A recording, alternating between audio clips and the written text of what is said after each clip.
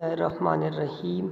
In this lecture, I will discuss the English portion of ETA Medical 2017. MCQ number 1. I enjoy blank tennis. इस sentence में enjoy के बाद जो grammatically correct structure है वो या तो कोई gerund होगा या कोई to infinitive. Gerund means ing form of the verb used as a noun. To infinitive means to plus base form of the verb. अब यहाँ पर इस सेंटेंस में हम एक एक्टिविटी को एक्सप्रेस कर रहे हैं। जाहिर सी बात है हम किसी एक्टिविटी को ही एंजॉय करते हैं, तो एक्टिविटी के लिए हम टू इन्फिनेटिव नहीं बल्कि जेरेंड यूज़ करते हैं। टू इन्फिनेटिव हम विश, डिज़ायर, प्रेयर, पर्पस के लिए यूज़ करते हैं। For example, he want to travel around the world, he wants to travel around the world या he wanted to travel around the world. अब wish, desire, prayer वगैरह के लिए हम टू इन्फिनेटिव, एक्टिविटी के लिए हम जेरेंड। यहाँ पर एक्टिविटी है तो इसके लिए हम ING form used as a noun मतलब जेरेंड यूज़ करेंगे। Playing Charlie. Skill number 2. The path being paved so we were able to walk through the path. अब यहाँ पर ग्रामेटिकली करेक्ट ऑप्शन बीइंग के अलावा बाकी तीनों आ सकते हैं। हैज़ बीन तो प्रेजेंट परफेक्ट होगा, हैड बीन भी पास्ट परफेक्ट होगा, वाज पास्ट सिंपल। अब प्रेजेंट परफेक्ट तो नहीं हो सकता यहाँ पर, उसकी रीज़न ये है कि ये पास्ट है तो पास्ट के साथ प्रेजेंट परफेक्ट की कम्बिनेशन इनकरेक्ट। अब पास्ट के साथ पास्ट की कम्बिनेशन भी पॉसिबल है, पास्ट परफेक्ट की कम्बिनेशन भी पॉसिबल है। यहाँ पर दोनों ग्रामेटिकली एक्सेप्टेबल है, दोनों ग्रामेटिकली करेक्ट है। दोनों में से बेटर ऑप्शन जो है वो हैड बीन है, मतलब पास्ट परफेक्ट है। उसकी रीज़न ये है कि पास्ट में दो एक्शंस कंप्लीटेड हैं, एक पहले एक बाद में। तो इस तरह की केसेस में जो पहले एक्शन होता है उसके लिए हम पास्ट परफेक्ट यूज़ करते हैं, पास्ट सिंपल नहीं। मतलब जो एक्शन पहले होता है दूसरे एक्शन से, यहाँ पर रोड या पाथ पेविंग वाला एक्शन पहले हुआ है तो इसलिए इसके लिए पास्ट परफेक्ट। तीसरा एक नॉन सेंटेंस है, the patient had died before the doctor arrive. पहले पेशेंट की डेथ हुई है फिर डॉक्टर की अराइवल। इसी तरह when we reach the station the train had gone, पहले ट्रेन जा चुकी है फिर हम स्टेशन पहुँचे। जो एक्शन पहले होते हैं उसके लिए पास्ट परफेक्ट, जो उसके बाद उसके लिए पास्ट सिंपल। तो यहाँ पर पास्ट परफेक्ट बेहतर ऑप्शन है, बेटर ऑप्शन है। ठीक है। Number 3. Naila was exhausted that she लेन। देखें इस सेंटेंस में लाई इसकी सेकंड फॉर्म है ले और इसकी थर्ड फॉर्म है लेन। ये इंट्रांजिटिव वर्ब्स है, तो इंट्रांजिटिव वर्ब्स के बाद या तो कोई प्रीपोजिशन यूज़ होगा या एडवर्ब या सेंटेंस एंड होगा। इसी कंट्रास्ट में ले, लेड एंड लेड ये वाले ट्रांजिटिव है, इसके बाद ऑब्जेक्ट मतलब नाउन प्रोनाउन यूज़ होगा। अब इसका सिंपलेस्ट तरीका ये कि लाई ले लेन की मीनिंग आप ले स्लीप की, मतलब इंट्रांजिटिव से स्लीप इंट्रांजिटिव है। और ले लेड लेड की मीनिंग आप ले पुट की, मतलब रखना। For example, I laid the book on the table, I lay the book on the table, I have laid the book on the table. इसी तरह I lie in the bed, I lay in the bed, I have lain in the bed. तो देखा intransitive के बाद या तो preposition आ रहा है या सेंटेंस एंड करेंगे या एडवर्ब यूज़ करेंगे। ट्रांजिटिव के बाद इसके बाद नाउन प्रोनाउन मतलब ऑब्जेक्ट है, इसके बाद नाउन प्रोनाउन मतलब ऑब्जेक्ट नहीं बल्कि प्रीपोजिशन या सेंटेंस एंड करेंगे या एडवर्ब यूज़ करेंगे।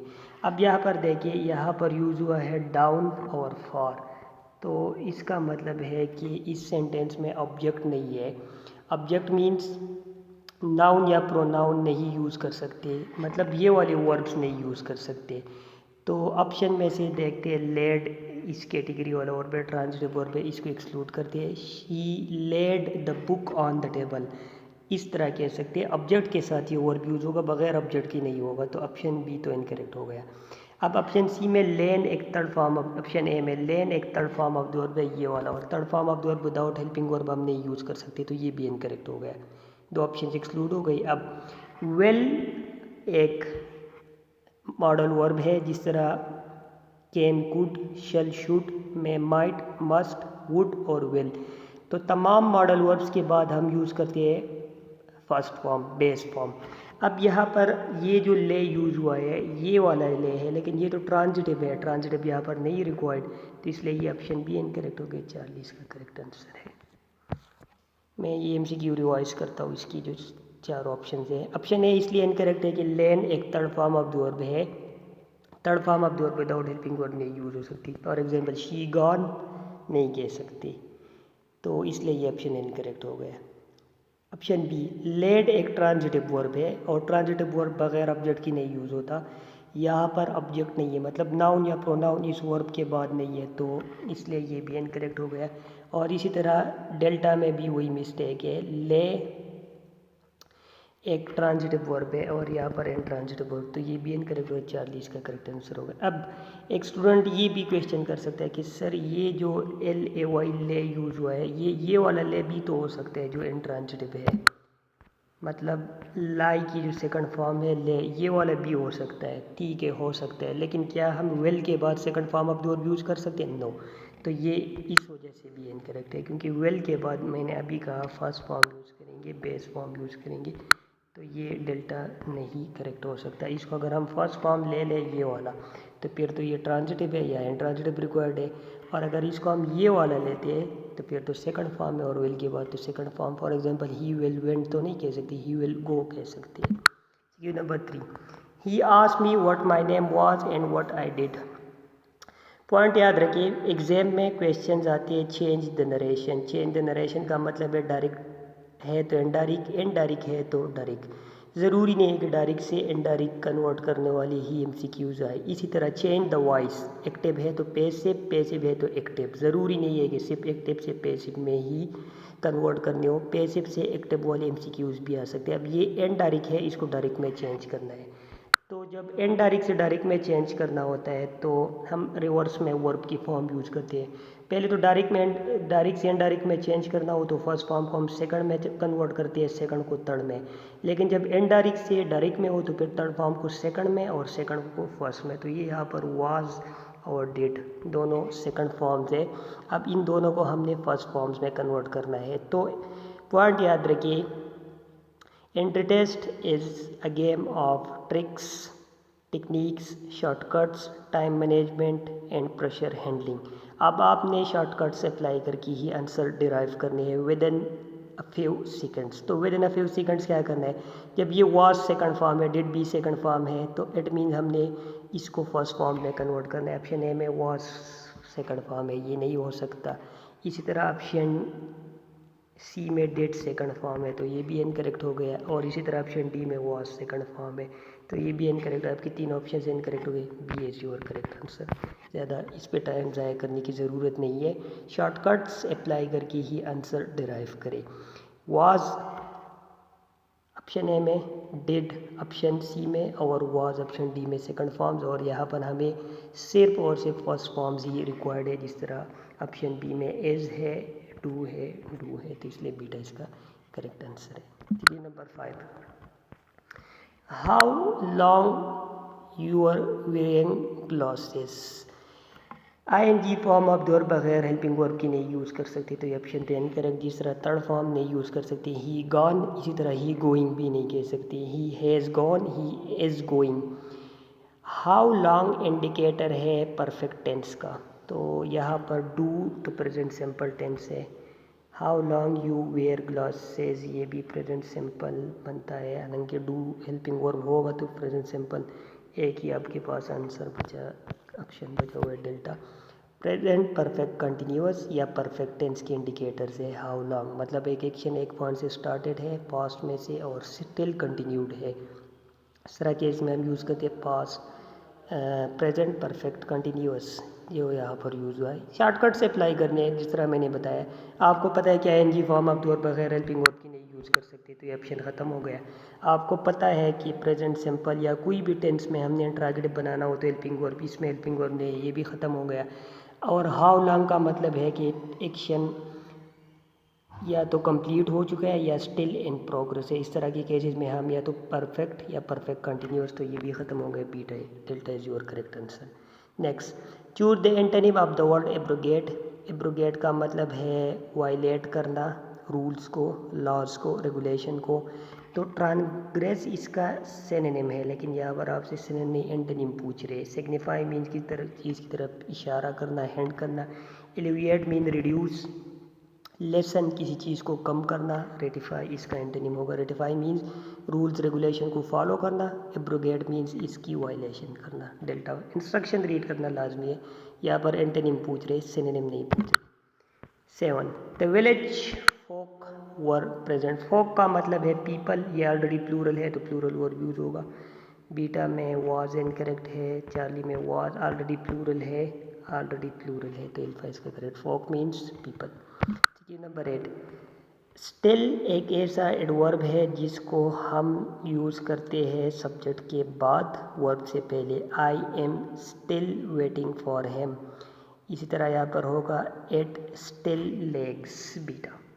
स्टिल एक ऐसा वर्ब है जो हम सब्जेक्ट के बाद और मेन वर्ब से पहले। I am still waiting, waiting main verb है और एम हेल्पिंग वर्ब है, तो आई के बाद आई एम स्टिल वेटिंग, सब्जेक्ट के बाद मेन वर्ब के पहले।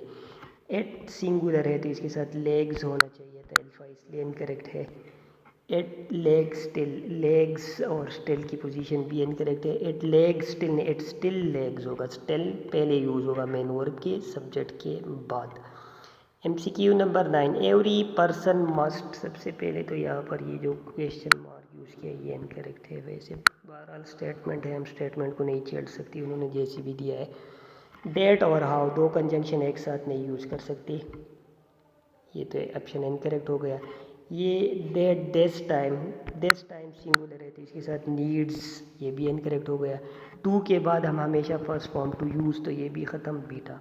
Excluding the option, excluding the options, आपको जो पता है उसके बेस पे नंबर ऑफ ऑप्शंस एक्सक्लूड करें, जो बचा वो करेक्ट आंसर है। यहाँ पर आपको ये पता है कि डेट और हाउ एक साथ नहीं, ये ख़त्म।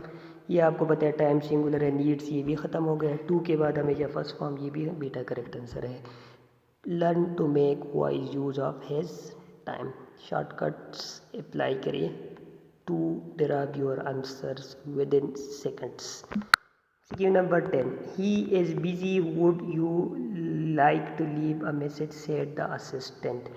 अभी मैंने इनडायरेक्ट वाली स्टेटमेंट में कहा था कि अगर फर्स्ट फॉर्म है तो हम सेकंड में चेंज करेंगे, डायरेक्ट में फर्स्ट तो इनडायरेक्ट में वो सेकंड। यहाँ पर इज फर्स्ट फॉर्म है तो ये वाज होना चाहिए था, ये भी वाज होना चाहिए था। दो ऑप्शंस आपके एक्सक्लूड हो गई, बाकी ऑप्शंस देखते हैं। अब ये इनडायरेक्ट क्वेश्चन है, मतलब इनडायरेक्ट स्पीच या इनडायरेक्ट क्वेश्चन। इनडायरेक्ट क्वेश्चन या इनडायरेक्ट स्पीच के एंड पे हम क्वेश्चन मार्क नहीं यूज़ करते, फुल स्टॉप यूज़ करते। Charlie is your correct answer. He told that he was busy and asked me to leave a message. Simple point है, मैं revise करता हूँ। As first form of the verb है तो इसके indirect में आपने सेकंड फॉर्म यूज़ करनी है वाज। दोनों ऑप्शन में नहीं है वाज, दोनों एक्सक्लूड हो गए, दोनों इनकरेक्ट हो गए। इसी तरह डेल्टा में क्वेश्चन मार्क है, इनडायरेक्ट स्पीच के एंड पे क्वेश्चन मार्क नहीं बल्कि फुल स्टॉप। और चार्ली आपके पास एक ऑप्शन बचा, वो करेक्ट आंसर है। तमाम इनडायरेक्ट स्पीच के एंड पे हम यूज़ करेंगे full stop not question mark. CQ number 11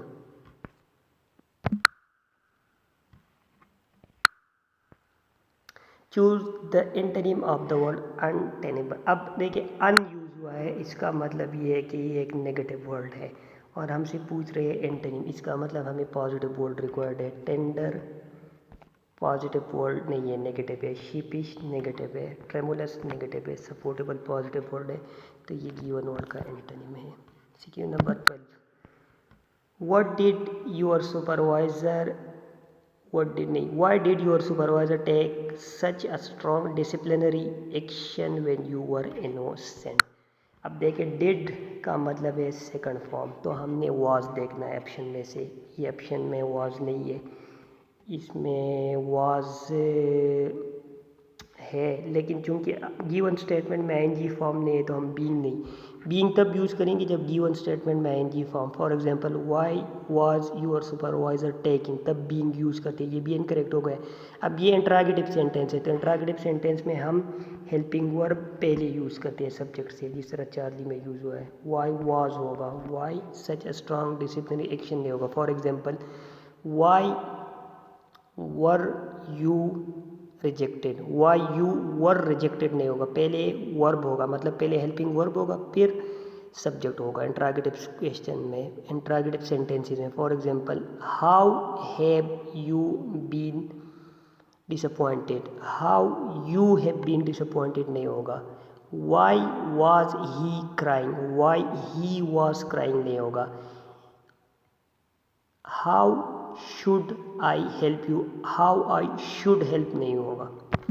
number 13, he is grieving, grieving word का मतलब है लेमेंट, अफसोस करना, मातम करना, तो एक फिक्स्ड प्रीपोजिशन है। ग्रीव वर्ड का मतलब है टू लेमेंट, टू मोर्न, मातम करना, टू बी सैड, एक फ्रेजल वर्ब है, तो डेल्टा इसका करेक्ट आंसर है। ठीक है, number 14, their driver swerves in order to avoid an accident can be proven by examining the marks on the pavements।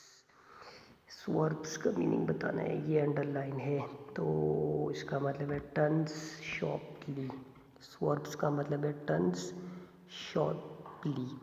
दो Aleem is poor playing he is honest. अब देखिए दो यूज़ हुआ है, दो या ऑल दो दोनों सेम है, तो दो या ऑल दो के साथ कम्बिनेशन में हम बट नहीं यूज़ कर सकते, पॉइंट याद रखिए।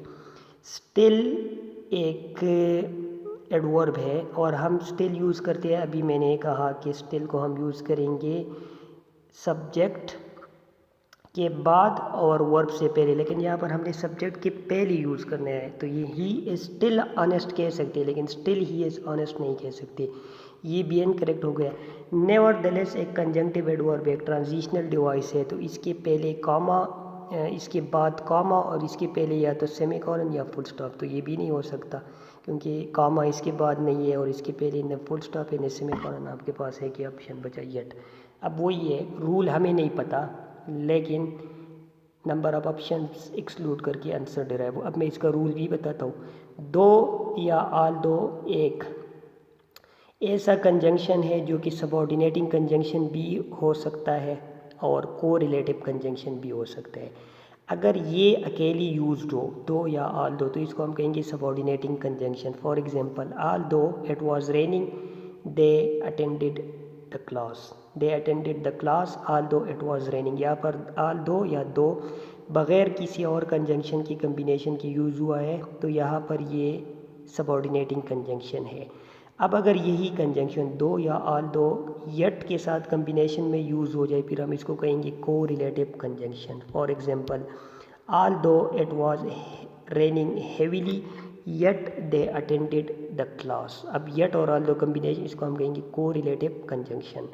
को रिलेटिव वो कंजंक्शन है जो कम्बिनेशन में यूज़ होते हैं, नीदर के साथ कम्बिनेशन में नार, ईदर के साथ कम्बिनेशन में आर, नॉट ओनली के साथ कम्बिनेशन में या तो बट या बट आल्सो या बट एज वेल या बट इवन या बट टू, बोथ के साथ कम्बिनेशन में एंड, वेदर के साथ कम्बिनेशन में और, हार्डली के साथ व्हेन, स्कॉर्सली के साथ बी व्हेन, नो सूनर के साथ देन, सो के साथ दैट, इसी तरह सच के साथ बी दैट और ऑल दो के साथ यट। ये कम्बिनेशन में यूज़ होने वाले कंजंक्शन है। मैं रिवाइज करता हूँ, neither nor, either or, not only but also या not only but as well, not only but to, not only but, मतलब not only के साथ but यूज़ होगा, बाकी वो एडिशनल एक्सप्रेशन भी यूज़ हो सकती है। इसी तरह बोथ के साथ एंड, वेदर के साथ और, हार्डली और स्कार्सली दोनों के साथ व्हेन,